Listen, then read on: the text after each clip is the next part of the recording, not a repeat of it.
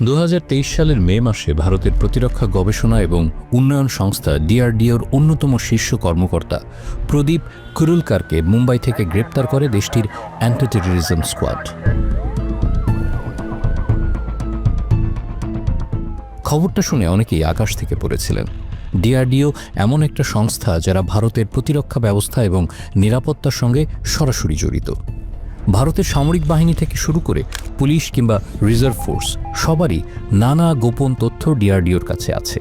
এমন একটি সংস্থার এত বড় বিজ্ঞানী যখন অ্যান্টি টেররিজম স্কোয়াডের হাতে গ্রেপ্তার হন, তখন বিষয়টা যথেষ্ট গুরুত্বপূর্ণ হওয়ার কথা। প্রদীপকে গ্রেপ্তার করা হয়েছিল প্রতিবেশী রাষ্ট্র পাকিস্তানের গোয়েন্দাদের কাছে গুরুত্বপূর্ণ নথি পাচারের অভিযোগে।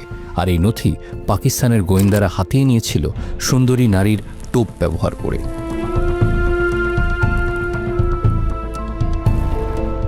নারীলিপ্সু প্রদীপ নিজের অজান্তেই পা দিয়েছিলেন হানি ট্র্যাপের কুখ্যাত জালে।